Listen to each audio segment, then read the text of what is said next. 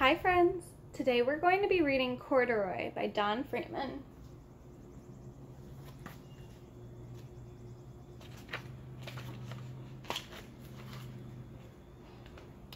Corduroy is a bear who once lived in the toy department of a big store.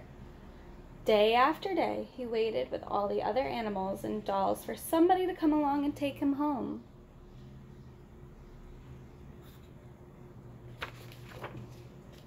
The store was always filled with shoppers buying all sorts of things, but no one ever seemed to want a small bear in green overalls. Then one morning, a little girl stopped and looked straight into Corduroy's bright eyes. "Oh, Mommy," she said, "look, there's the very bear I've always wanted." "Not today, dear," her mother sighed. "I've spent too much already. Besides, he doesn't look new.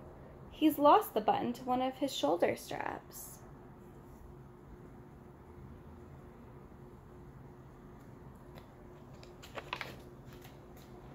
Corduroy watched them sadly as they walked away.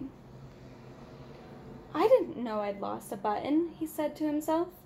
"Tonight I'll go and see if I can find it."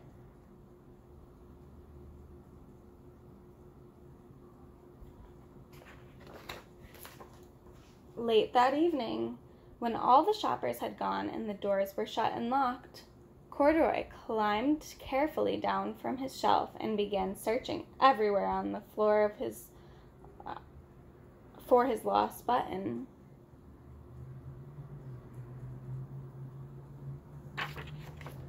Suddenly, he felt the floor moving under him. Quite by accident, he had stepped onto an escalator, and up he went. Could this be a mountain? He wondered. I think I've always wanted to climb a mountain.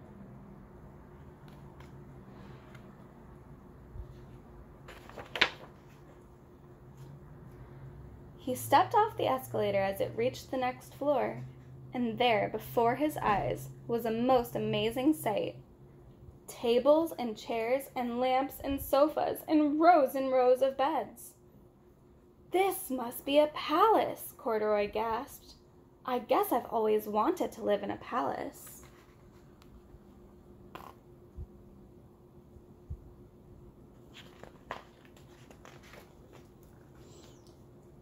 He wandered around admiring the furniture. "This must be a bed," he said. "I've always wanted to sleep in a bed." And up he crawled onto a large, thick mattress. All at once he saw something small and round. "Why, here's my button," he cried, and he tried to pick it up. But, like all the other buttons on the mattress, it was tied down tight.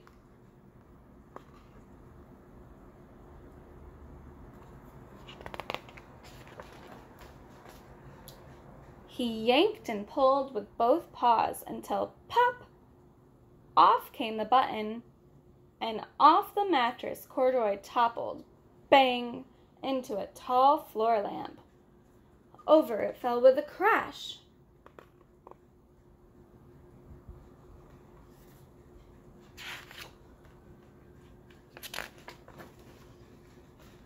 Corduroy didn't know it, but there was someone else awake in the store. The night watchman was going his rounds on the floor above.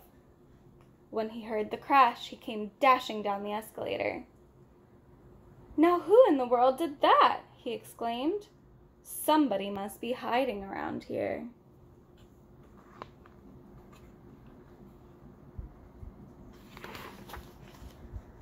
He flashed his light under and over sofas and beds until he came to the biggest bed of all. And there he saw 2 fuzzy brown ears sticking up from under the cover. "Hello," he said. "How did you get upstairs?"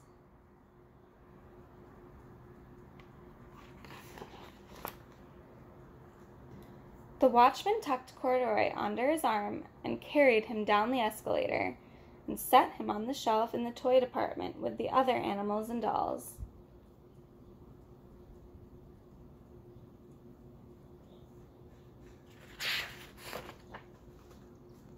Corduroy was just waking up when the first customers came into the store in the morning. And there, looking at him with a wide, warm smile, was the same little girl he'd seen only the day before. "I'm Lisa," she said, "and you're going to be my very own bear. Last night I counted what I've saved in my piggy bank, and my mother said I could bring you home."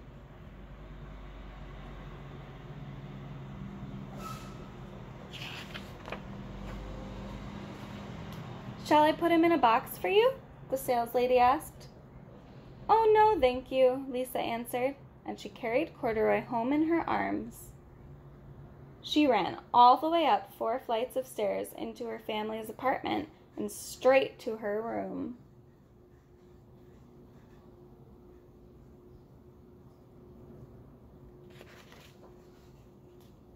Corduroy blinked. There was a chair and a chest of drawers, and alongside a girl-sized bed stood a little bed just the right size for him. The room was small, nothing like that enormous palace in the department store. "This must be home," he said. "I know I've always wanted a home." Lisa sat down with Corduroy on her lap and began to sew a button on his overalls. "I like you the way you are," she said, "but you'll be more comfortable with your shoulder strap fastened."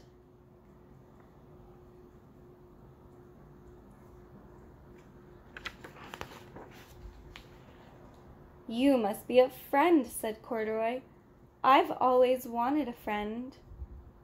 "Me too," said Lisa, and gave him a big hug.